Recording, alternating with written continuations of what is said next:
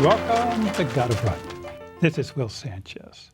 My special guest today is Rachel McCarthy. She runs for the Galloway training team. She is the 2015 recipient of the Joy Johnson Spirit Award as administered by the Galloway running team. We're going to learn all about Rachel and the Galloway team. Thank you. Rachel, before we get into the Spirit Award, the Joy Johnson Spirit Award, by the way, you're the third recipient of it. Oh, bless. Yes, well, thank you. I'm excited. Before we go into that, let's introduce you to our audience. I grew up in Guildford in England. It's about 25 miles southwest of London. Youngest of three, got an older brother and an older sister. And it's interesting, we're now all spread all over the globe. So my sister still lives in England. My mother is out in Spain and my brother is out in Thailand. And then I married an Irishman, John, and his family are all pretty much in Dublin, with the exception of some family in New York.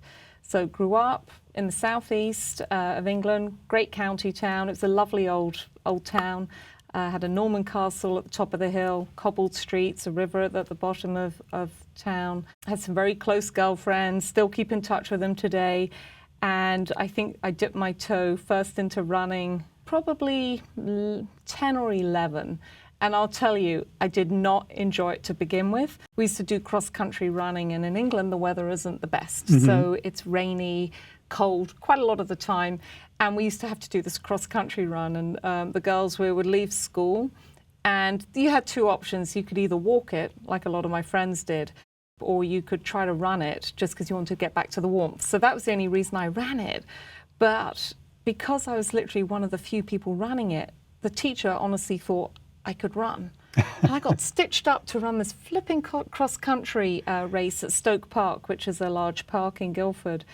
I'll never forget it. I really was not good at running, and I remember I had to walk a lot of it with a girlfriend, and only one person could be last. And my friend and I were walking, I should say, and I'll never forget it. We got close to the end, you know, and it funnels in and only one of you can go fast, and she went flying like the wind. So I'm proud to say I was the last one in, and I literally did not run again until my 30s. Wow, it's a long time. Yes, yeah. But where did you go to college? In Guildford, Surrey, Guildford College. I love travel and tourism, so I actually did my college internship with Air Canada in London. And I was lucky because most of my friends went to go and work in travel agencies, which was fun, but I loved the fact I could go and be around airplanes. Mm-hmm. And I had the chance to go to Heathrow with Air Canada, and they would let me check in, let me go to the planes, as well as spend time in the sales office up in the West End of London. And that sort of got me really into the airline world. I love the whole energy around the airport and then getting on the plane and the whole journey and going somewhere new. So it's always sort of been a bit in my blood, and I couldn't believe my luck when I could actually go and work for an airline as part of a job. Okay, so after college you worked for Air Canada? Well, no, actually, because Air Canada shared an office with Delta in London, and Delta were looking.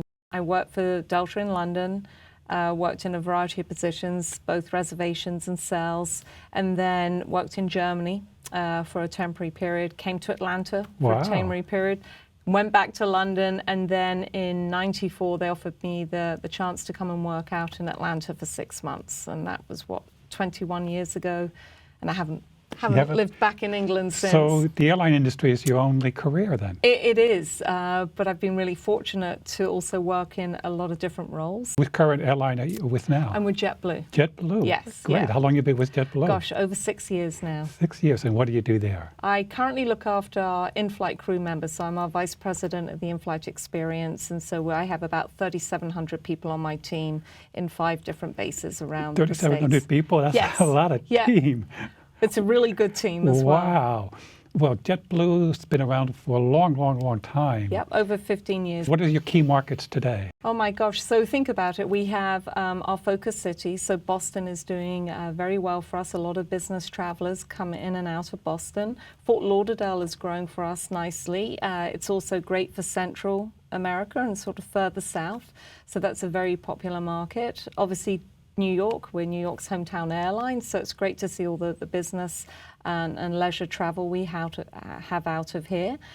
We've also got Orlando is an important market for us. Mm-hmm. Long Beach on the West Coast, so Long Beach, California, not Long Beach, Long Island. Okay. And I don't know if you've ever been to the airport there. It's been preserved nicely, and it's something quite special. It's a beautiful new terminal that still takes in some of its history as well. They've kept the front of the building. It's just absolutely gorgeous, and it's a great facility for our customers, and we would love to expand in Long Beach. And then San Juan is really our sixth focus city, and that it's actually my TLC. We, as leaders, TLC, the Leadership Connection. So at JetBlue, officers and some directors are lucky enough to be assigned a city to sort of have for a couple of years, where we are really their key connection with Long Island City, where our corporate support center is.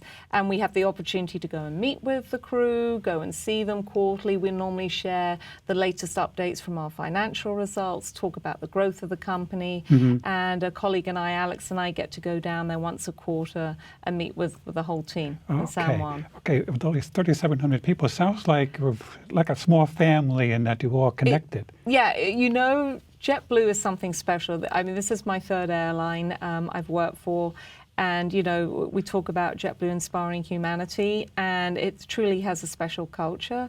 It is like a family. And overall, we have around 18,000 crew members, but the in-flight community is unique.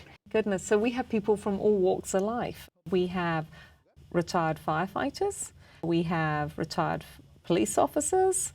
We've had nurses join us, teachers join us.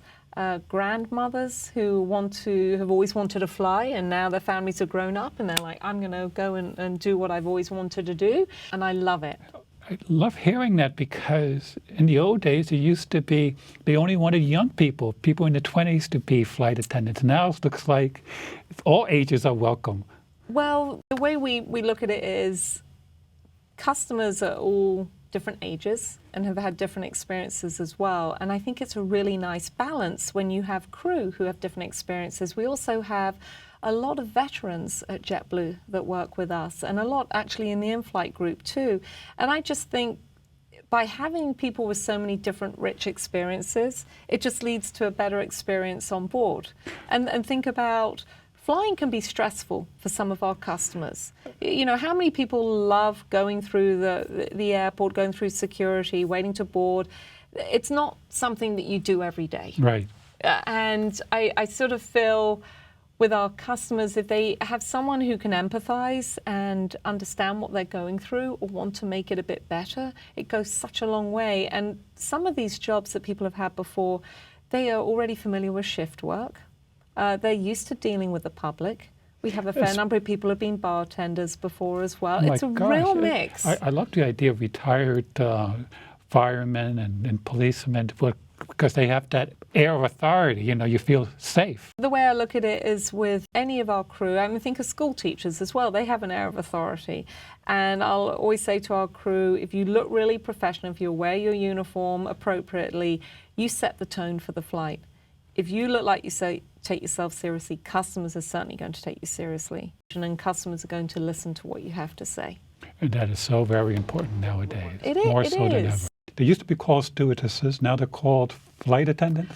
Well, so other airlines will call crew flight attendants or cabin crew. JetBlue is very deliberate, actually, with its language. So you'll hear us talk about in-flight crew members or flight crew members, or I'm a crew member. I may be a crew leader because I lead other crew members as well. But we traditionally in airlines, in-flight and flight and crew referred to the pilots and the flight attendants. At JetBlue, we say everyone's a crew member, from our CEO, Robin, to every crew member. We're all crew members. My team, the in-flight crew members, would be welcoming you on the plane. First and foremost, we're there for your safety, so obviously go through the safety piece with you, and then we want to offer great customer service. Now, I was reading that JetBlue is always a step ahead in terms of innovation. Maybe the first airline to accept Apple Pay? We are actually, yes. We introduced that earlier on in the year, and we're one of the US airline actually to introduce it, the first US airline. And it's pretty cool to see it being used on board, and we actually deployed iPad minis to all our in-flight crew this summer. It was actually March through to June. So all of our crew now have their iPad mini, which also includes their flight attendant manual, which is their sort of manual of procedures and regulatory items, in addition to great information on our customers. So we know who's traveling, if they've got connections, all of that good stuff. Oh, it's really? really helpful information for us to sort of tailor the customer experience. Oh, that's as great. Well as that's where if we offer a lot of complimentary food and beverages on board, but if you should choose to buy something from Eat Up, etc., then we can actually charge using the iPad mini. Now, you know about the customers' connections. Do you know about what their favorite food dish is going to be?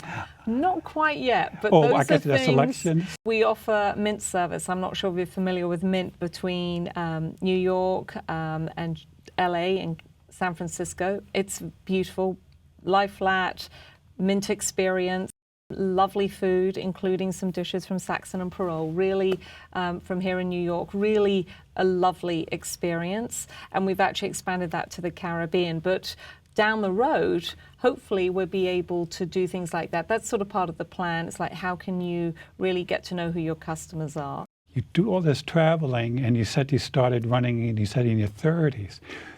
How do you keep fit while you're all over the place? It requires discipline, because when you're flying, for example, or if I'm doing a base visit, you want to be at the base when the crew are in the base. So for us, an early start, well, our crew, for them, will be an early report time would be 5 a.m. So I have to say I cannot actually get up and run at 2 a.m. I just physically can't do that myself. Early, yeah. But I'm fine with like a 5 a.m. sort of wake up, 5:15, have a cup of coffee, and then luckily when I'm not on the road, my husband and I do run together, which I really enjoy. When I'm traveling, depending where I'm going, I actually try to either take a swimming costume with me so I can at least swim, or if I have time, I do try to get a run in, because I find it makes a huge difference. Well, that's interesting. When did you discover the Galloway method of running? So that was back in Atlanta, where we lived when I first started taking up running. And I only really got into running because I went to see John, who's now my husband, was my boyfriend at the time, went to see him in the Peachtree Road Race. Don't know if you've ever run it, but it's a huge race. It held every July 4th. Jeff Galloway sponsors that, right? Yeah, and actually his shop in Atlanta is very close to where we used to live, and we used to meet down there for the Galloway runs. But I think you called it Philippides after the... Philippides, that's it, isn't it? Yes, or you may well be right. I ran the Peachtree, and I think John didn't actually think I would run or keep it up.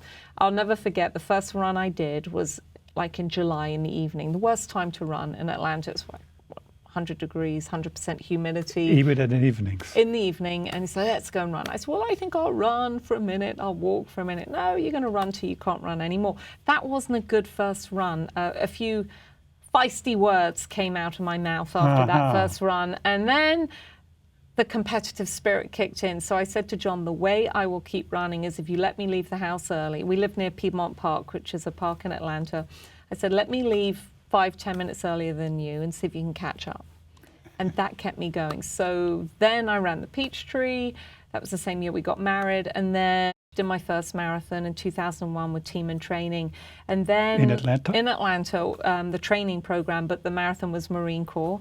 It was a great first marathon, and it was particularly special because it had been just after 9/11. And so where you run, you know the energy normally at the beginning of a marathon. This time is a bit different. When we turned the corner, one of the first corners went past the Pentagon. It was just silence, and I've never really heard that at the beginning of a marathon. You know, there's normally a lot of energy, and you could hear a pin drop. But I discovered running just a few miles a week to running a marathon wasn't very good for my hamstring. And so I sort of did a bit of research and learned about the Galloway method and it being injury-free. And so we started with Galloway in Atlanta. Oh, yeah. And the same when we came to New York. Yep, So There's when a we Galloway moved program here, in almost every pretty major much, city. which is great. And because, internationally, too. Yeah, it's a great way to get to know people. Well, tell our audience, what is the Galloway method of running? So it's a run-walk method. So it's pretty handy because depending on how fast you go, and some people say, gosh, don't you end up being really slow? But no, and it depends on your pace. When you're actually running, it can be like a minute pace, 8-minute mile pace. But for example, we used to do things like 3 minutes of running, 1 minute of walking, so 3 and 1s or 2 and 1s. And interestingly enough, this year we actually went to 75 seconds of running, 30 seconds now, of walking. This is in New York now. Yes, here in New York. So what is the philosophy of that? You actually, when you run faster. And when you walk, it's only 30 seconds. So it's actually really nice because you don't, at the end of a walk break, you start slowing down and it's harder to gear back up. With this, you've just had enough time to either get some water, have a little nibble, and then keep running. So I actually enjoyed it more and I felt really good during the whole marathon. Okay. So this year was the first time you did the 75-30. Yes. Now, did you come up with that or the Galloway? No, so the leadership team, Joel, Denise, and Ruth, had heard about this method from attending some of the Galloway meetings, and we tried it out. And you know what? I was not one of those people that enjoyed the intervals. You could hear me grumbling, but I'm like, no, I'm gonna take it on, and I actually really enjoyed it. And I would swear, I will tell anyone, you can run a marathon. It is mentally challenging, but it's a good goal to have, and physically you can put your mind to it. Okay. And I think this run walk is a really good way because you can tailor it. So if you are a bit slower, you could do maybe 30 seconds running, 30 seconds walking. Okay. And if you're fast, you can go up the ladder. Yeah, they do. Joel is in the fastest group. My husband John joins him, and they will only do like a 90-30, but they can run pretty fast. Now, but this year was different from other years. You were a pace leader. I was indeed. It's one of those things where you're offered the opportunity, and I have a job that actually at any time I can be pulled away to do the job. So I deliberately had not volunteered in past years because when I make a commitment, I want to make a commitment, and I felt bad knowing if there was something going on at work operationally, I would need to just leave. I have my phone on me pretty much 24/7, and if need be, you need to just go when you need to go. But Benjamin and I talked about it, and we agreed we'd be a tag team. And then poor Benjamin, not running related, broke his toe earlier this year. So I was the lucky lady leading the team. But the good news is we had a really good team, and others would pitch in as well. They would offer to support because I am what I would call directionally challenged at times, so it's handy when someone else has a map as well. Okay. Yeah, we run once a week as a group, and in fact they're now doing afternoon or evening runs. I think it's on Thursdays. Again, not really been able to join the group for that. And then we've done a few more socials this year. So that's what I love about running as well. You sort of connect with people, and you all come from different walks of lives. And I always think of like training for a marathon, and then when you're at the start line, there's a bit of a parallel for when you're flying and traveling, because everyone is there for a different reason. You don't know what's brought them to the start of a starting line, similar to why you don't know why someone's flying. It could be for a very happy reason, it could be for a sad reason, it could be for something stressful, it could be for a celebration. And it's the same really with training. When you think someone's trained to run a race, you don't know what it's taken to get that person there. And yet in the sea of humanity, everyone's there with one common goal. And I think it's the best feeling at the beginning of a race. And then when you see people during a race and, they've either struggled to sort of get there or they're doing really well, and it's just like the best feeling, to be around sort of humanity. Okay, cool. Well, sounds like you really enjoyed the different variety of people you meet. Yes, yeah. Not only in your work in terms of passengers, did you get to talk to the passengers? We do talk with our customers. Yeah, they are. Yeah, again, that's our JetBlue speak. Our customers. Then I always like to think of them as guests in our house. Okay. They have the choice of airline, and I'm just thrilled that they choose to fly on us. I love the interaction with our customers, and a lot of our crew do. Okay. I mean, they really enjoy them. So you carry over the skill sets of that bedside manner that you have with your customers over with the Galloway group running with all these people. Well, it's fun because you do care. You care about people succeeding. Yeah, it's like I care about my own crew, and I want them to do well, and I care about the people I run with. Okay.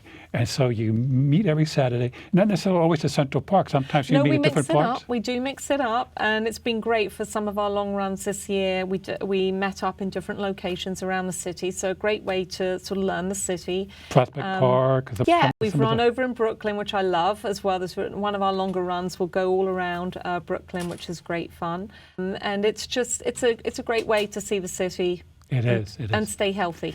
It is. But now something happened that surprised you personally this year at the annual get-together. Galloway gets together, like all the clubs, and they have awards, Right. The Ultra Marathon of the Year, the Most Improved, Rookie of the Year. And then Galloway has a very, very special award, and I'm very proud of. It's called the Joy Johnson Spirit Award. The award is given to a team member who has love of running, love of family, love of sharing, and bringing positivity to every run. And this year, there was the third one, and this year you won it. Yes, I was blown away, I have to be honest. There were a number of fun awards that were given out, and then there were 2 more serious awards, and I was the lucky recipient of this particular award, and honoured, quite honestly, because I had been to one of the earlier annual parties a few years ago where I think it was Elvia had won the award, and I thought she's just, to me, embodies the spirit of running and just caring about fellow runners, and so I was thrilled when Elvia won it. So I was like, oh gosh, you'll win it this year. You do, like, oh, this is really cool. And so it felt like a real honor, because when I think of Joy and the fact that she took up running later in life, she still was running at 86, and she ran 25 consecutive New York She did marathons. 25 consecutives. So I'm thinking, fair play to you for getting that done and starting sort of at a more seasoned age. My goal is to just get to 15 marathons by 50. If I do more, great.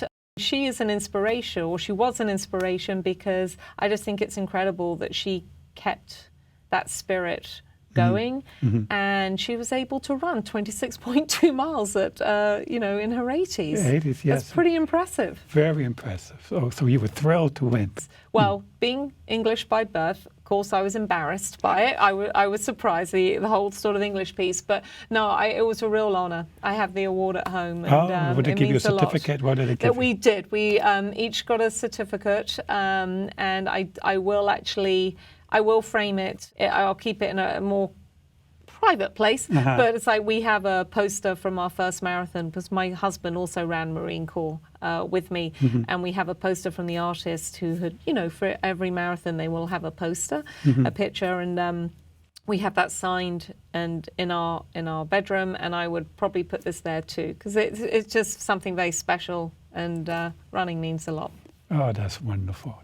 You mentioned you want to hit 15 marathons by the age of 50. Yes. So what happens after 50? You stop running? No, I won't stop running. I have a feeling I will run for many years. I say it's only going to be 15. I have a feeling when I turn 50, I'll probably maybe there's 1 or 2 more I could do, or maybe I should round it up to 20. But I thought 15 sounded like a just nice solid number. But no, I definitely would do halves, and I like the whole routine of running in the summer with a group. So the years where I haven't run a marathon in the autumn, it doesn't feel like the same summer. There's something really nice about getting up early before the city's really awake, going out with your friends and running and being done by 9 o'clock. And don't forget the post-brunch or the That's breakfast. right, you can eat. You see, I love food, so I have to run. Now, professionally, it sounds like you're an airline forever in your blood, and JetBlue might take you away to other exotic places. Golly, what with JetBlue? Well, I travel a lot, and I absolutely love it. As I said, it's my 3rd airline, and it's a special place. And the company's really good at supporting things that we want to do in the community as well. So I am passionate. I really wish I had taken up running at an early age, and whilst I had that little dabble with cross country, I did other things like tennis or netball, but I really love what running has given to me, And a few years ago, I thought, how else can I get involved? So I sort of looked online. I had heard about this organization called Girls on the Run, and was really intrigued by it because I love the fact they're teaching young girls a series of life lessons, like in a 10 to 12 week program at school, and then it sort of culminates in a 5K. The feeling of accomplishment and seeing the look on their faces, and I think that's really great, getting young girls educated about fitness, but it's like living your dreams and believing anything's possible. Right, and I think that's right. really good foundation for any young person to have. Absolutely. And I remember nutrition's a very important part of it. It is, which is really good. I mean, I'll say I grew up, I probably didn't lose my puppy fat till I was in my 30s, and I think it was running. Puppy fat. I call it puppy fat, being a bit chunky. Because I love the food bit, but I wasn't exercising so much. But now I exercise. Running also just makes you feel better. Yes, yes. You know, if you've got a full day, I sort of try to plan it that, yeah, I'm going to run in the morning because it just sets the day off. Right. Maybe you have already done so. Have you set up a JetBlue running team yet?